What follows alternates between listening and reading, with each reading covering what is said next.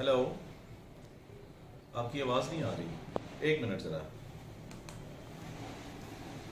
Hello.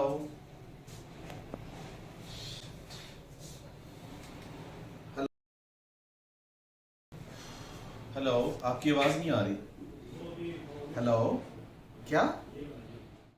बिल्कुल ऐसे ही हम सबके साथ भी होता है कॉल पे बात करते हुए, जब अगले बंदे के साथ हमारी कनेक्टिविटी नहीं हो पाती, अगले बंदे की आवाज़ प्रॉपर तरीके से हम तक नहीं पहुंच पाती, तो क्या होता है, ना हम समझ पाते हैं कि वो क्या कह रहा है और ना ही हमारा मैसेज, हमारी बात जो है अगले बंदे तक पहुंच पाती है, जिससे इरिटेशन होती है, कॉल डिस्कनेक्ट हो जाती है और फिर दोबारा कॉल मिलाने की ज़रूरत पेश आती है। इसी तरीके से जब हम अपनी फैमिली गैदरिंग्स के अंदर, अपनी ऑफिशियल मीटिंग्स के अंदर, अपने जॉब इंटरव्यूज़ के अंदर, पब्लिक स्पीकिंग के किसी फोरम की आप एग्जाम्पल ले लें, वहाँ पे बोलते हैं, बात करते हैं, लोगों के साथ अपने आइडियाज़ शेयर करते हैं, लोगों के सवालों के जवाब देते हैं, और अगर वहाँ पे हमारी कनेक्टिविटी ना हो पाए तो क्या होता है। बिल्कुल इसी तरीके से बहुत सारे लोग सवाल करते हैं कि जब हम जॉब इंटरव्यू के अंदर जाके बैठते हैं तो हमारी आवाज़ लड़खड़ाना शुरू कर देती है। हम जब लोगों के सामने खड़े होते हैं तो हमारे जहन में जो चीज़ आती है वो बिल्कुल ऐसे ब्लैंक आउट हो जाती है, हमें कोई समझ ही नहीं आती हमने किस तरीके से बात करनी है। Meetings, job interviews, family gathering, public speaking के किसी भी फोरम के ऊपर आपको अगर अच्छे तरीके से स्पीकिंग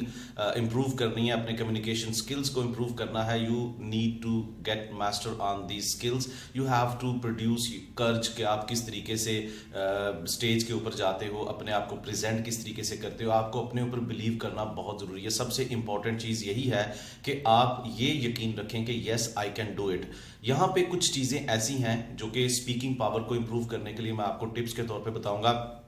कुछ चीज़ें ऐसी हैं जिनको आप मैयर कर सकते हो और कुछ चीज़ें ऐसी हैं जिनको आप मैयर नहीं कर सकते। जैसे कि नॉन मैयरेबल्स में आएगा आपका कर्ज, आपका बिलीव, जो कि शेप अप करेगा आपके कॉन्फिडेंस को। देखें, जैसे आप शिकायत करते हो कि मुझे आपकी आवाज़ नहीं आ रही, कॉल पे बात करते हो, बिल्कुल इसी तरीके से आवाज़ जैसे कॉल पे लड़खड़ाती है, आपके किसी भी फोरम पे स्पीकिंग पावर की अगर बात की जाए तो आपकी आवाज़ जब लड़खड़ाती है तो क्या होता है, आपके अंदर कॉन्फिडेंस नहीं होता। अगर आपके अंदर कॉन्फिडेंस होगा तो आपकी आवाज़ भी स्टेबल रहेगी। जब तक आपकी वॉइस स्टेबल नहीं रहेगी आप लोगों के साथ कनेक्ट नहीं कर पाएंगे।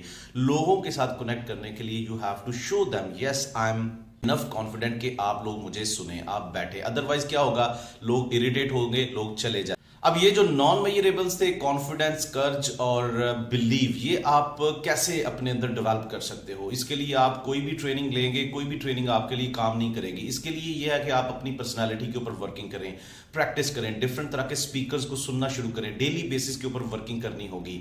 बिलीव किस तरह से आएगा, बिलीव एक पूरे प्रोसेस का नाम है कि आप अपने ऊपर किस तरह से बिलीव करेंगे, yes I can do that. उसी से आपको कर्ज मिलेगा, उसी से आपको हौसला मिलेगा, हिम्मत मिलेगी, और यही चीजें आपके अंदर कॉन्फिडेंस पैदा करेंगी जो आपको कनेक्ट करने में मदद करेंगी। जबकि दूसरी तरफ को भी आप इसी तरीके से प्रैक्टिस करके अपने लिए इंप्रूव कर सकते हो, जो आपको स्पीकिंग या कम्युनिकेशन स्किल्स के अंदर बहुत हेल्पफुल होंगी।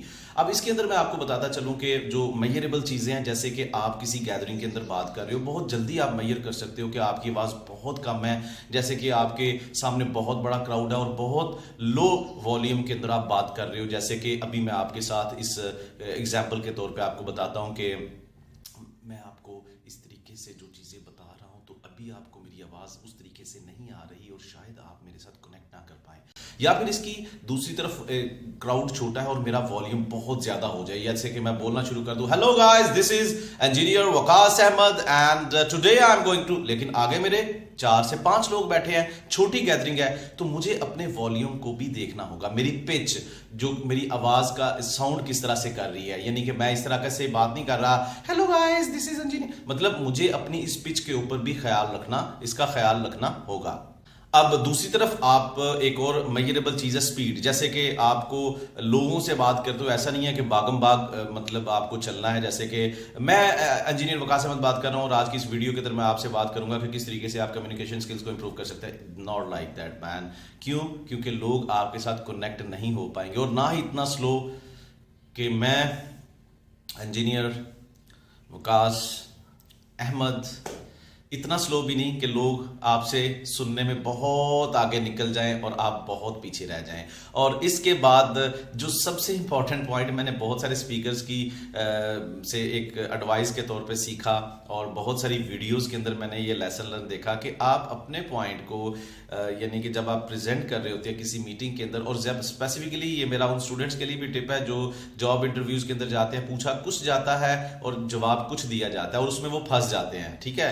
और आपने डी ट्रैक नहीं होना, जो बात पूछी जाती है, जो बात कन्वे करने जा रहे हैं, उसकी एग्जांपल देते देते ये नहीं है कि कहीं और पे निकल गए और फिर पता ही नहीं चला कि मैं कन्वे करने क्या आया था, ठीक है। जैसे कि यहाँ पे मैं आपको एग्जांपल दूं कि आपसे कोई रास्ता पूछ लेता है एग्जांपल के तौर पे कि जी लाहौर के अंदर मुझे गुलबर्ग जाना है, ठीक है। तो आप उसको बताएं जी इधर से आप डायरेक्ट इधर से राइट लेंगे, आगे से लेफ्ट लेंगे, लेफ्ट आपको अनारकली मिलेगी, अनारकली एक बहुत बड़ा हिस्टोरिकल प्लेस है, ये मार्केट है, फूड स्ट्रीट है, ऐसे है। मतलब वो बंदा गुलबर्ग नहीं पहुंचेगा, आपने उसको अनारकली में ही उलझाए रखा। तो डी ट्रैक नहीं होना, आपने अपने पॉइंट को यानी कि बिल्कुल ट्रैक के ऊपर लेके चलना है। तो ये कुछ चीजें हैं जो मेजरेबल्स हैं, जिनको आप और लोग भी जज करते हैं और उनकी बेस के ऊपर आपकी कनेक्टिविटी होती है। और कुछ नॉन मेजरेबल्स हैं, जैसे मैंने इससे पहले बताया, वो आपकी प्रैक्टिस और आपकी समझ लो कि डेली बेसिस के ऊपर वर्किंग से इंप्रूव होंगे। So guys that's it from my side. अगर आपके जहन में भी कुछ वैल्यूएबल कमेंट्स या कुछ टिप्स ट्रिक्स हुए तो इस वीडियो के कमेंट्स के अंदर जाके जरूर लिखिएगा,